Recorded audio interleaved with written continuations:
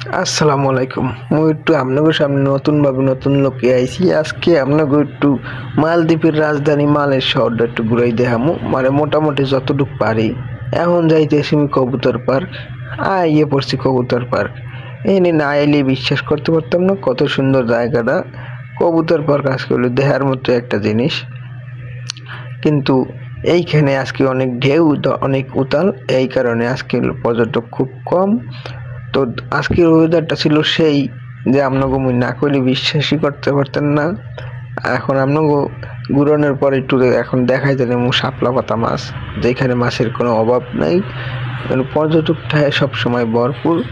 কিন্তু আজকে অনেক ঢেউ, এই কারণে নদীর অবস্থা খারাপ। এই কারণে এই বোটগুলি, মাছ ধরা বোটগুলি সাইড করে রাখছে। এরা আবার ঢেউ উতাল দেখলে এরা আবার নদীতে যায় না। এরা আবার ভিআইপি মানুষ, পর্যটক। এরা মনে করেন যে বলদের বাচ্চারা, আজকে নদীতে ঢেউ পানি ওঠে, এই লেগে এরা কাছে যাইবে না। মোরে আর ফিরেই রাখতে পারবে না।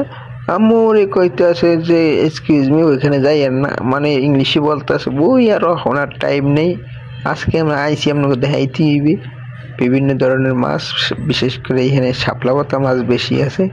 এইখানে মাছের ওই নাড়ি বুড়ি ফালায়, এই কারণে এখানে মাছগুলি সবসময় আসে।